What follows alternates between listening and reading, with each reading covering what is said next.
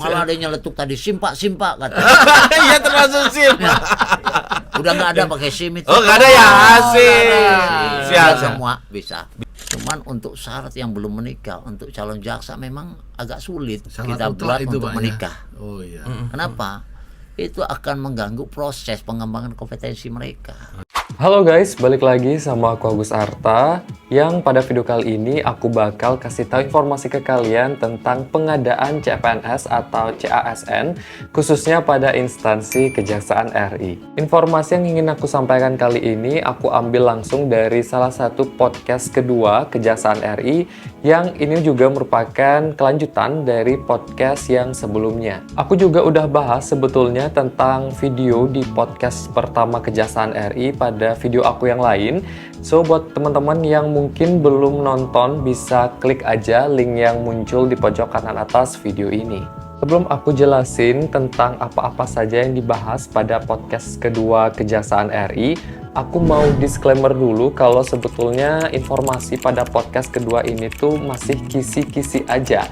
Jadi masih bisa mengalami perubahan sampai nanti keluar informasi atau pengumuman resminya dari Kejaksaan RI. Oke, langsung saja kita masuk ke pembahasannya. Yang pertama, di sana sudah dijelaskan terkait jenis dan juga jumlah formasi yang dibuka, serta ada juga ketentuan atau kualifikasi pendidikan yang sudah ditetapkan. Ini juga sebetulnya sudah diumumkan pada salah satu postingan di Instagramnya Biropek Kejaksaan RI, dan ini di podcast sebelumnya juga sebetulnya sudah pernah disinggung masalah ini. Lalu untuk informasi yang kedua, pada podcast tersebut juga dijelaskan terkait tahapan seleksinya. Itu ada 3 tahapan, yaitu administrasi, seleksi SKD, dan juga ada SKB. Ini juga sebetulnya aku sudah pernah bahas di video aku sebelumnya dengan cukup detail, jadi buat teman-teman yang mungkin belum nonton bisa langsung aja nonton.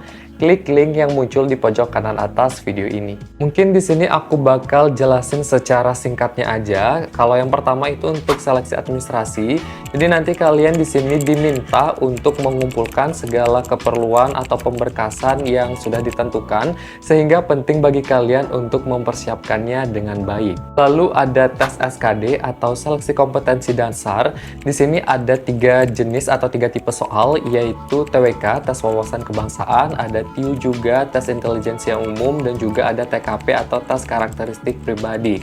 Yang dimana sistem SKD ini nanti itu menggunakan CAT atau Computer Assist Test. Jadi kalian itu menggunakan atau mengerjakannya di komputer, dan untuk skornya itu juga akan langsung keluar begitu kalian menyelesaikan tesnya. Dan ini tuh sistemnya juga live score ya. Jadi teman-teman atau orang tua kalian di rumah itu bisa memantau skor kalian di salah satu media sosial BKN gitu, yang sebagai panitia penyelenggara seleksi. Lalu ada SKB atau seleksi kompetensi bidang. Ini nanti tesnya disesuaikan dengan formasi apa yang kalian lamar, karena akan berbeda-beda di setiap formasinya. Lalu untuk informasi yang ketiga, pada podcast ini juga dibahas terkait syarat-syaratnya, tapi hanya sekilas saja. Untuk syarat yang lebih detail dan juga lengkapnya kita menunggu informasi resminya. Oke, mungkin aku jelasin terkait syarat umumnya dulu ya yang dibahas pada podcast ini. Tentunya harus sehat jasmani rohani, tidak buta warna, dan juga tubuh memiliki berat badan ideal. Tidak boleh tergabung dalam parpol atau partai politik, dan tentunya harus memiliki kepribadian baik dan tidak pernah dipidana. Lalu untuk syarat khususnya, yang pertama pada formasi calon jaksa, itu syaratnya tidak boleh menikah, karena kata bapaknya Untuk syarat yang belum menikah untuk calon jaksa memang agak sulit kita buat untuk menikah. Oh iya. Kenapa? Itu akan mengganggu proses pengembangan kompetensi mereka.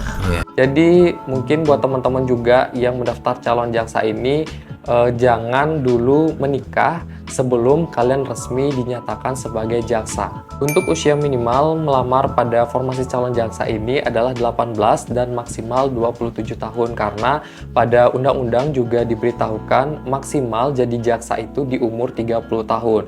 Jadi ada spare lah sekitar 3 tahun untuk kalian mengikuti pendidikan menjadi jaksa. Level minimal 450 dan memiliki IPK minimal 3, dan tentunya harus terakreditasi A. Selanjutnya yang kedua, untuk formasi Pranata Barang Bukti, ini usia maksimal adalah 35 tahun dan tentunya boleh menikah pada saat kalian melakukan pendaftaran dengan IPK minimal yaitu 2,75. Selanjutnya formasi yang ketiga yaitu pengelola penanganan perkara, ini juga usia maksimal 35 tahun pada saat kalian mendaftar dan tentunya boleh menikah juga dengan nilai ijazah itu minimal 7. Dan untuk ini juga kalian harus memiliki sertifikat komputer dan kata bapaknya juga Simpak kata.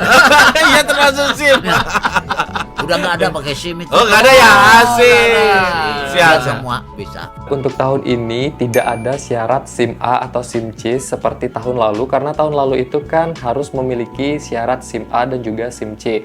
Tapi kita tunggu aja sampai nanti keluar informasi resminya. Selanjutnya untuk formasi yang keempat yaitu pengawal tahanan, ini syaratnya hampir mirip dengan formasi pengelola penanganan perkara tadi, yaitu usia maksimal 35 tahun, nilai pada ijazah minimal 7 dan boleh menikah. Cuman yang membedakan di sini adalah kalau pengawal tahanan kalian harus memiliki sertifikat bela diri atau kalian juga pernah mengikuti kejuaraan tentang bela diri, itu juga bisa untuk dilampirkan di sini. Dan tentunya nggak ada syarat SIM-nya ya, sama kayak informasi yang tadi, tapi kita nggak tahu, siapa tahu mengalami perubahan sampai nanti keluar informasi resminya. Oh ya, buat teman-teman yang difabel juga jangan khawatir karena ada syarat dan kuota khususnya juga. Jadi kalian masih memiliki kesempatan untuk tergabung menjadi keluarga adiaksa. So, itu tadi informasi terkait gambaran umum apa-apa saja dibahas pada podcast keduanya Kejaksaan RI.